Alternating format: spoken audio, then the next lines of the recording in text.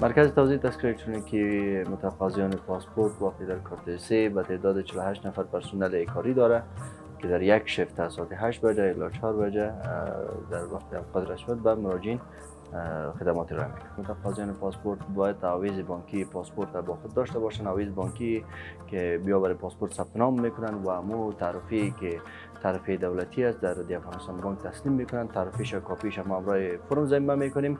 بعد از اصل فرم باز زمانی که به پاسپورت مراجعه میکنن در پاسپورت تسلیم.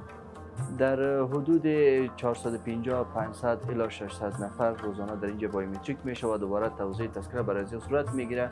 یه تعداد متقاضی هستند که پاسپورت به همین اندازه متقاضی در اونجا دارن. ما ظرفیت خود را دیده اگر متقاضی پاسپورت به این مرکز در روز کم بود، باز مراجعین عادی که به این مرکز سهوا یا هم به این مرکز ثبت نام کردن، ما او را در این مرکز میپذیریم و برایشان خدمات بدیم. به مرکز توزیع تذکره الکترونیکی آمدیم در کارت 3 تذکره بگیرم.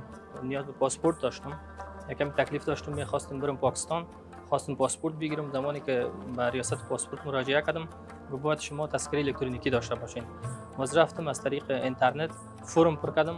همون وقت زمان خود کسی که تذکره میخواد تعیین میکنه خودم تعیین کردم.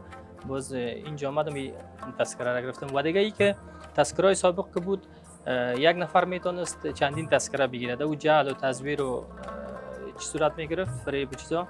دیگه این تذکره است که به اساس بایومتریک داده میشه و این تذکره یک شهروند نمیتونه چندین تذکره بگیره.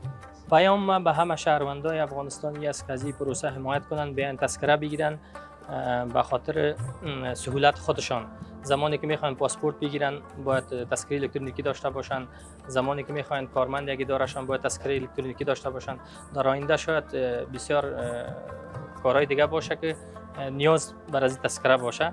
پاسپورت وخت خلاص شوی دی، تر هغه هم چې نوی پاسپورت جوړ کړم. پاسپورت دفتر ته چې لاړم هغې ویل چې الکترونیکي تذکرې ته ضرورت دی. څنګه هلته مې پیسې تحویل کړې، دلته راغلم اوس چې الکترونیکي تذکره جوړه کړم. پیغام مې دا ده خلکو ته چې څوک چې پاسپورت نه لري یا کوي چې پاسپورت ځان ته نه وي کړي، نو مهم دا ده چې اول ځان ته الکترونیک تذکره جوړه کړي. اینجا مرکز کارتیسی است. تذکره کاغذی که داشتیم یک چیزی بی ارزش.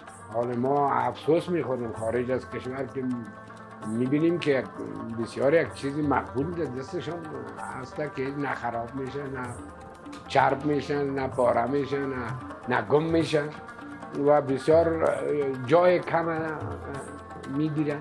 همه وقت پیش هستن. این بسیار یک چیز خوبه. ما اینو با سطح بین المللی قرار گرفتیم به اصطلاح به سوی تذکره خود. تذکره کاغذی در روی یک ورق فور، امو استاندارد ورق که برش از طرف دولت تعیین شده بود که خیلی به آسانی میشد از اون جلد صورت بگیره و تذکره الکترونیکی هم مزایای خود داره.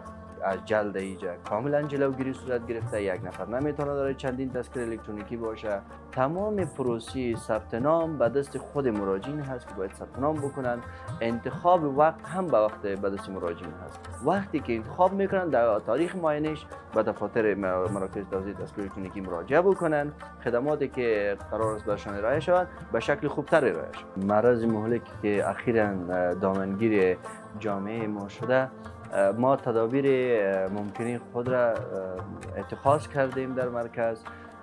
کارمندای ما تمامشان از امکاناتی که اداره برشان فراهم ساخته از مواد ضد عفونی استفاده میکنن و در ضمن از ماسک استفاده میکنن.